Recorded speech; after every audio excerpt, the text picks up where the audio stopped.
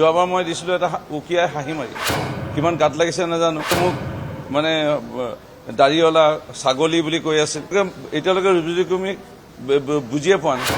এই কংগ্ৰেছ দলটো মই জানিছিলোঁ এনেকুৱা হ'ব অৱস্থা আৰু মই জানিছিলোঁ মই জয় হ'ম আৰু আমাৰ শীৰ্ষ নেতৃবৰ্গই জানিছিল যাৰ বাবে প্ৰাৰ্থিত্ব প্ৰদান কৰিছিল আৰু আমি জানিছিলোঁ যে আমি যথেষ্ট কাম কৰিছিলোঁ বিগত 5 বছৰত মাননীয় মুখ্যমন্ত্ৰী ডক্টৰ হেমন্ত বিশ্ব শৰ্মা ডাঙৰীয়াৰ বলিষ্ঠ নেতৃত্বত মাননীয় কেন্দ্ৰৰ নেতৃত্ব বহন কৰি থকা দেশৰ প্ৰধানমন্ত্ৰী নৰেন্দ্ৰ মোদী ডাঙৰীয়াৰ যি বিভিন্ন জনমুখী আঁচনিসমূহ আছিল সেইসমূহ আমি কাৰ্যকৰী ভালধৰণে ৰূপ দিছিলোঁ আৰু সেই সমূহ লৈ পেলাই আমাৰ বিশ্বাস আছিল ৰাইজৰ মাজত আমি দিনে ৰাতিয়ে বিভিন্ন আপদ বিপদত আমি ৰাইজৰ মাজত থিয় দিছিলোঁ এই বানপানীয়ে হওক ঘৰ জ্বলা ক্ষেত্ৰতে হওক মানুহৰ মৃত্যুৰ ক্ষেত্ৰতে হওক কাৰোবাৰ পঢ়িবলৈ অসুবিধাৰ ক্ষেত্ৰতে হওক বা বিভিন্ন অনুষ্ঠান প্ৰতিষ্ঠান সভা সমিতিত ৰাইজৰ মাজত সদায় সুখে দুখে আছিলোঁ 24 ঘণ্টাৰ ভিতৰত প্ৰায় 16 ঘণ্টা 18 ঘণ্টা দৈনিক ৰাইজৰ মাজত আছিলোঁ আৰু মোৰ বিশ্বাস আছিল আত্মবিশ্বাস যে মই জয় হ'ম এইটো এয়া আত্মবিশ্বাস আজি নহয় এই আত্মবিশ্বাস মোৰ মাতৃ 3বাৰকৈ জিকা আৰু মই 2006 চনত প্ৰথম জিকাৰ পিছতে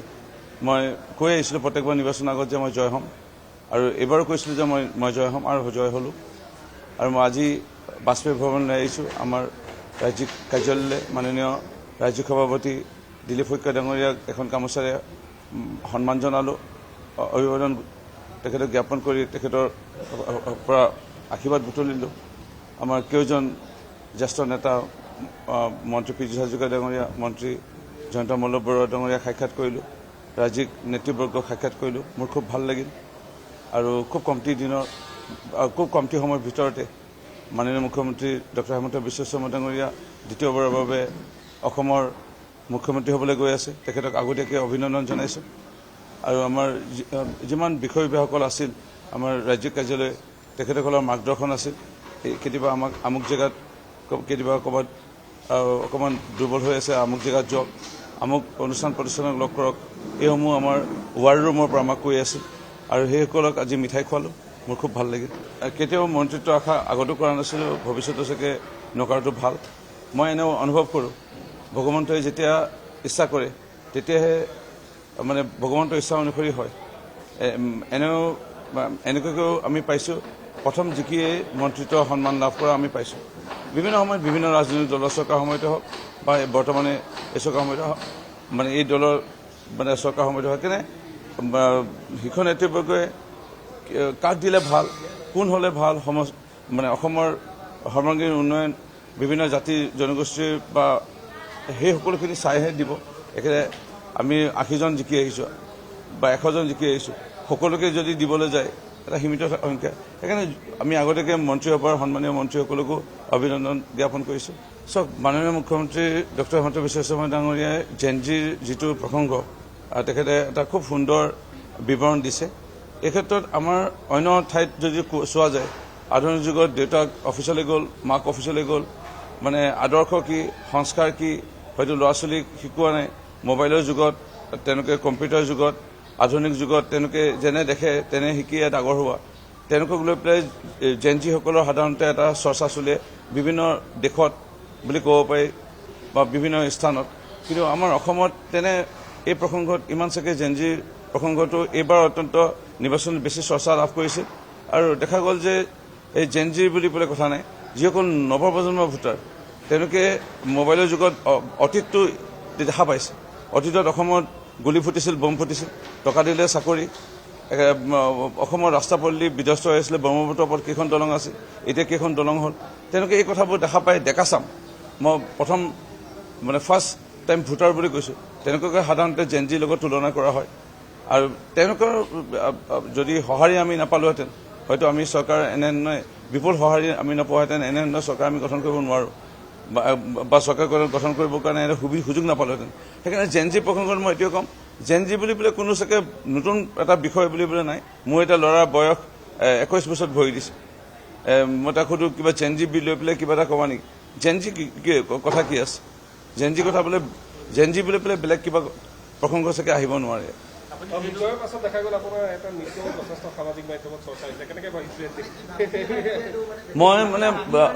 মোক মানে প্ৰত্যেক ইলেকশ্যনতে বিভিন্ন ৰাজনৈতিক দলৰ নেতাসকল আহে মোৰ বিপক্ষে প্ৰচাৰ চলাবলৈ মই যোৱাবাৰ 21 চনৰ উপ নিৰ্বাচনত আহিছিলে নাম নকওঁ তেওঁলোক ইতিমধ্যে জিৰ' হ'ল নিজকে হিৰ' বুলি কৈছিলে উজনি অসমৰ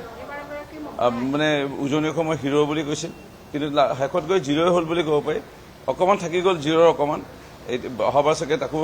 শেষে হৈ যাবগৈ যে কি নহওক মোক কৈছিলে তুলনি বিয়া সকাম বিয়া খাই ফুৰে ৰূপজ্যোতি কুৰ্মী তেওঁলোকে এইটো কথা নাজানে মই অন্নপ্ৰসন্ন খাওঁ মই সুদিও খাওঁ মই বিভিন্ন আৰু এনেধৰণৰ সামাজিক মানে কৰ্মৰ লগত জড়িত কেলৈ জড়িত কাৰণ মোক ৰাইজে মাতে কাৰণ মোহিনী এটা পৰিয়াল সেইকাৰণে মোৰ কথা হ'ল যে তেওঁলোকক 100 টকা মই কেনেকৈ দিওঁ যোৱাবাৰ মই দিছিলোঁ এটা উকিয়াই হাঁহি মাৰি 21 চনৰ উপ নিৰ্বাচনত এইবাৰতো আপোনালোকে অৱগত হ'ল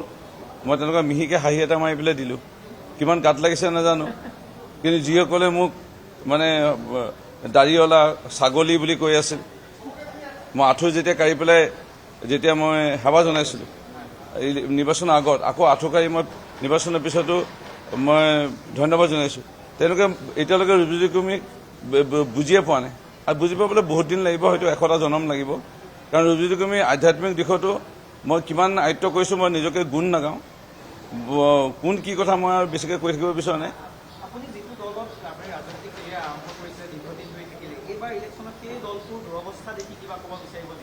চাওক মই আগতে কৈছিলোঁ কংগ্ৰেছ দল এটা ডুবন্ত নাও কংগ্ৰেছ দল নিঃশেষ হৈ যাব আৰু তাকে হ'বলৈ ওলাইছে কাৰণ কংগ্ৰেছ দলে বহুত সুযোগ পাইছিল আৰু এই সময়ত কেইজনমানে কেৱল খামুচি ৰাখিল আৰু যাৰ বাবে আজি ভাৰতবৰ্ষতো পিছুৱাই গ'ল অসমো পিছুৱাই গ'ল আৰু আমাৰ সমান্তৰালভাৱে মৰিনী সমষ্টি বা বিভিন্ন জাতি জনগোষ্ঠী লোকসকল পিছুৱাই গ'ল কেইজনমান গান্ধী নেহৰু পৰিয়ালৰ পৰা আদি কৰি কেন্দ্ৰত আৰু অসমত মানে আৰ পৰিয়াল এতিয়া টি পৰিয়াল হ'বলৈ গৈ আছে টি পৰিয়াল আগৰ পৰা আছিল এতিয়া এইবাৰ ওলাই পৰি গ'ল তালিবান পৰিয়াল বুলি ক'ব পাৰি যোনটো আৰ পৰিয়াল মানে মই নকওঁ পচা আলু নামটো নলওঁ এই তেওঁলোকৰ যিটো মানে তেওঁলোকৰ মতে চলি থকা এই কংগ্ৰেছ দলটো মই জানিছিলোঁ এনেকুৱা হ'ব অৱস্থা আৰু এইবাৰ যি গতি হ'ল ভৱিষ্যত দিনতো আৰু কংগ্ৰেছ নাইকিয়া হৈ পৰিব আপুনি বিচৰা বাতৰি পাব কেৱল নিউজ 18 এপত নিউজ 18 এপ ডাউনলোড কৰিবলৈ স্কেন কৰক এই QR কোড গুগল প্লে ষ্টৰতো পাব এই নিউজ 18 এপ